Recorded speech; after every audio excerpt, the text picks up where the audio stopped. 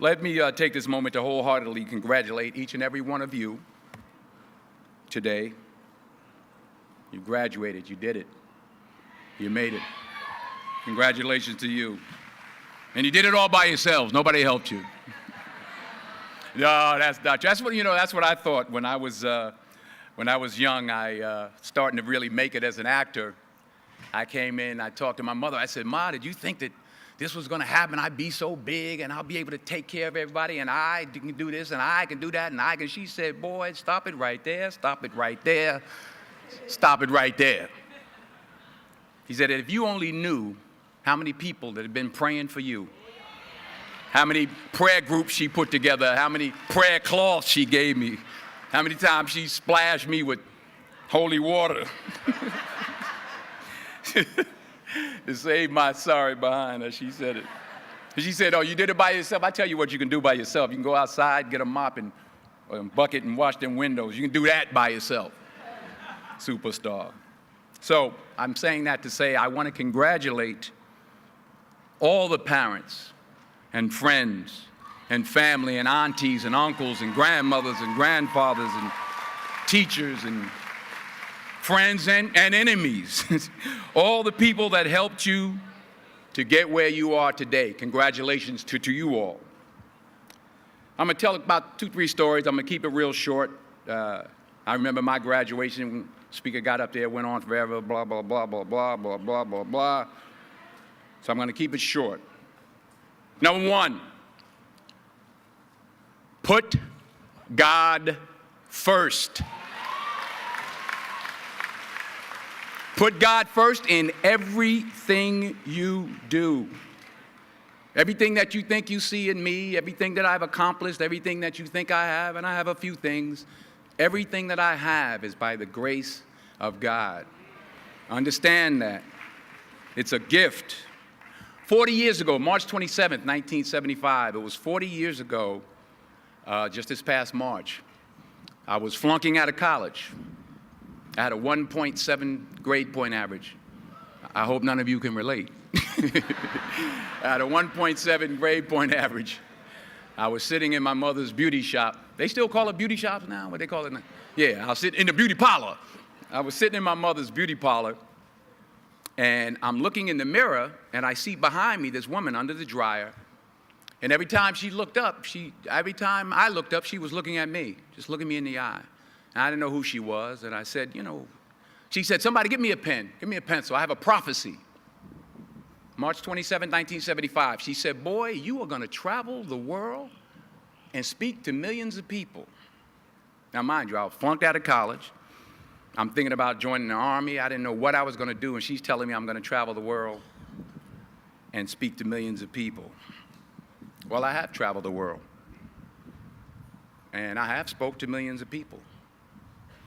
But that's not the most important thing, the success that I had. The most important thing is that what she taught me and what she told me that day has stayed with me since. I've been protected. I've been directed. I've been corrected. I've kept God in my life, and it's kept me humble. I didn't always stick with him, but he always stuck with me. So stick with him in everything you do.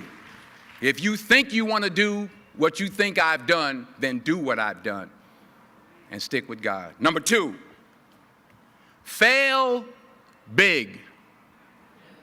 That's right. Fail big. Today is the beginning of the rest of your life, and it can be very frightening. It's a new world out there. It's a mean world out there, and you only live once. So do what you feel passionate about. Take chances professionally. Don't be afraid to fail. There's an old IQ test, was 9 dots, and you had to draw 5 lines with a pencil within these 9 dots without lifting the pencil. The only way to do it was to go outside the box. So don't be afraid to go outside the box. Don't be afraid to think outside the box. Don't be afraid to fail big, to dream big. But remember, dreams without goals are just dreams, and they ultimately fuel disappointment. So have dreams, but have goals. Life goals, yearly goals, monthly goals, daily goals. I try to give myself a goal every day. Sometimes it's just to not curse somebody out.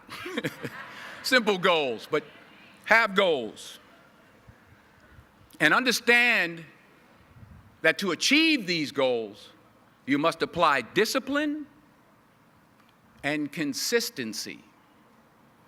In order to achieve your goals, you must apply discipline, which you have already done, and consistency every day, not just on Tuesday and miss a few days. You have to work at it every day. You have to plan every day. You've heard the saying, we don't plan to fail, we fail to plan. Hard work works. Working really hard is what successful people do. And in this text, tweet, twerk world that you've grown up in, remember, just because you're doing a lot more doesn't mean you're getting a lot more done. Remember that. Just because you're doing a lot more doesn't mean you're getting a lot more done. Don't confuse movement with progress. My mother told me, she said, yeah, because you can run in place all the time and never get anywhere. So continue to strive, continue to have goals, continue to progress. Number 3, you'll never see a U-Haul behind a hearse. I'll say it again. You'll never see a U-Haul behind a hearse. I don't care how much money you make, you can't take it with you. The Egyptians tried it. They got robbed. That's all they got. You can't take it with you. And it's not how much you have. It's what you do with what you have. We all have different talents. Some of you will be doctors, some lawyers, some scientists, some educators, some nurses, some teachers. Yeah, okay. Some preachers. The most selfish thing you can do in this world is help someone else. Why is it selfish? Because the gratification, the goodness that comes to you, the good feeling that I get from helping others, nothing's better than that. Well, one or two things, but nothing's better than that. Not jewelry, not big house I have, not the cars, but it's the joy. That's where the joy is, in helping others. That's where the success is, in helping others. Finally, I pray that you put your slippers way under the bed tonight, so that when you wake up in the morning, you have to get on your knees to reach them. And while you're down there, say thank you for grace. Thank you for mercy. Thank you for understanding. Thank you for wisdom. Thank you for parents. Thank you for love. Thank you for kindness. Thank you for humility. Thank you for peace. Thank you for prosperity. Say thank you in advance for what's already yours. That's how I live my life. That's why I am, one of the reasons why I am today. Say thank you in advance for what is already yours. True desire in the heart for anything good is God's proof to you, sent beforehand to indicate that it's yours already. I'll say it again. True desire in the heart, that itch that you have, whatever it is you want to do, that thing that you want to do to help others and to grow and to make money, that desire, that itch, that's God's proof to you, sent beforehand already to indicate that it's yours. And anything you want good, you can have. So claim it. Work hard to get it. When you get it, reach back. Pull someone else up. Each one, teach one. Don't just aspire to make a living.